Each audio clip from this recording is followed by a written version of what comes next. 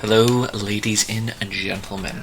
Nerdarchy actually did an interesting video. They had a guest one, DMG INFO, saying you don't need character backstory. Now, no, you don't need character backstory. That's 100% true. But maybe this might be because of me being a new DM, a rookie. Though it is true you don't need a backstory, and it can mess up cohesion given the DM, but my biggest thing is I look at it like this: backstory and background can give the DM more to work with. Now, the biggest thing is most of the time, most of the time because I'm a rookie, I look as the backstory and stuff like that to help me out, give me an idea and a direction of where to go and where the players and the character wants to go, because not all players and characters are built in a vacuum. Most people, when they come to the table, they already have a basic idea of what they want or where they're going. And I, as a DM, want to indulge this a bit. I don't want to leave it just this blank, doesn't matter, doesn't care, and run blindly. And some people respond differently. Some people want to put something into them, so they're already invested into the character. And maybe this is me. I'm doing Horde of the Dragon Queen adventure. And and most of these people have a bit of background in what they want with their characters in there. One has personal problems with the cult, another one is going to be dealing with their adopted father, and other one has the issues of dealing with a local tyrant. These are things that, yes, they took a little bit from the roles, but this is basically what they came up with. Now, my advantage is it's a very small group of close personal friends, and I think that's what gives me a greater advantage with not a pickup group. And most of them have a handful of paragraphs, a few paragraphs. I think only one has almost 3/4 of a page, several paragraphs, but each one of them, and this is what I've noticed, when they pick up a roleplay, they already have certain expectations, and they have a story they want to be told, and most of the time it's already written out in their heads. And as a rookie, when they write this stuff out, when they write this little bit of who they are, their background, their backstory, it helps me out and kind of gets me to know what they want and what they're doing here.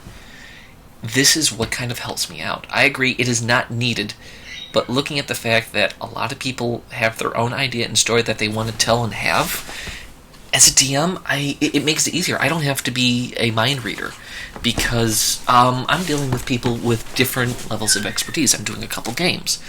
One person who has 30 years of experience, or over 30 years of experience, who's been playing D&D since it first came out. Another person who has at least a decade on me. Another person who has been role-playing generically, just talking it out. A person who's like me, who has a good deal of experience, who's been doing on and off role-playing D&D-like stuff and stuff like that for a while, since I've been a kid. It gives me something to work with, this background. And I think the other thing is, when it comes down to a background with having new kids, or new players, it kind of gives them a way to cement themselves in the world a bit, so they can kind of come to grips with it. A lot of the people, one guy who has never done role-playing, that pretty much started off his character straight out, with no knowledge and no understanding, I asked just for a minimum background. What does he like? What is his personal directions? Does he have a little bit of past that I can work with? I'm not expecting massive tomes and text. And when it comes down to it, if someone does write that massive amount, I will read it at least once and try to find the pertinent data that I can pull from it. And then talk with the player. Because role-playing, something like this, is a big thing and a huge thing that can morph and change. It's true that it's one of the other things is that as a DM playing this, as you see the image next to me, I said slay the dragon, not lay the dragon. It's one of the biggest things is that everyone has all these expectations. And even with all that's written, I will still ask them several dozen times about their characters, because I want things to be clear. I don't want to misinterpret things, because it can leave a bad taste in their mouth. And I know the word never say no, be it on the player's side or the DM's level. That just let it go right through it. Well, that's the thing, is that there are always going to be times that saying yes to anything is going to leave a foul taste in people's mouth. And I'm not against, letting it go, but after a while, if you keep on saying letting it go, a lot of people are going to really not enjoy themselves. They're going to get disengaged and detached from this. There's a person I know, she's a really good role player, decent one, but she loves having this backstory, this rich, deep backstory, so she can invest and get connected to the characters.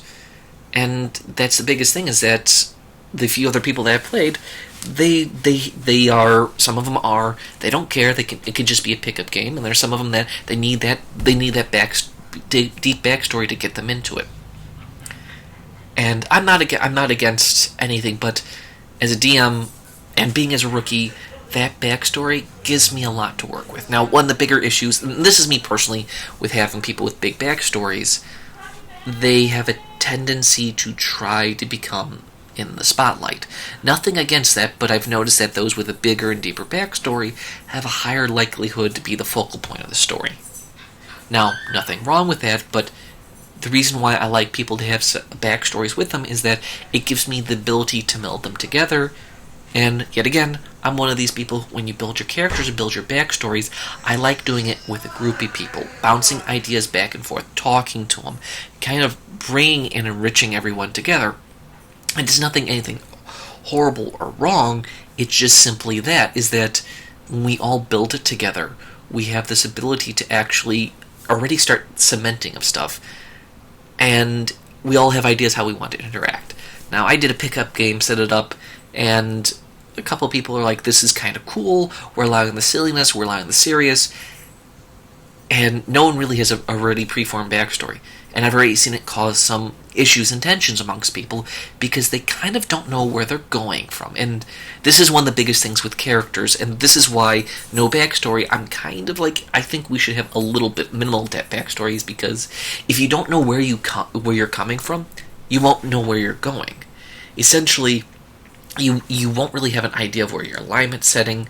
Now, I'm not saying that you can't do this or you shouldn't do this, but it's just from what I've seen and noticed is that when you don't have a solid background or anything solidifying, you kind of meander a little bit too much, and people start to lose interest. And that's why I think a bit of backstory is a good thing, a bit of history. It may put a little more effort and difficulty on me, the DM, but it's already something that, as I said, we build it all together, we talk with people what we're doing, which already, that's the beginning, starting cementing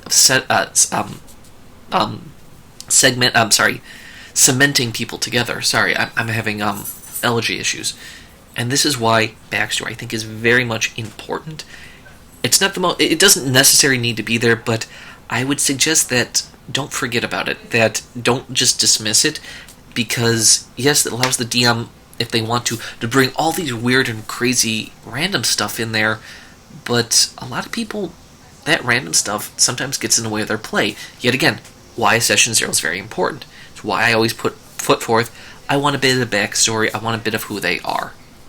Because most of the time when someone builds a character, even if it's just simply mechanically in my groups, they already have an idea of what they want to do. They have an idea of their story forming, and building that process while playing is a good idea, but it kind of makes a little bit of tension because it kind of feels a little bit too bouncing off and forth. There's no solid driving point. That's why, as I said, a little bit of backstory, a little bit of story is a good thing. Thanks for listening to me. Please check out Nerdarchy, very good D&D role-playing talking about this. They have some very good ideas. Don't worry, my stuff is not going to be changed. Still going to be talking about some serious political stuff, etc., etc., etc. But I'm doing gameplay and nerdy stuff still, like always, mainly because if after a long day, a long time working, doing stuff, you do need to laugh, giggle, and just, quite literally, lay the dragon. Thank you for listening. Please tell me what you think, and thank you, and good night.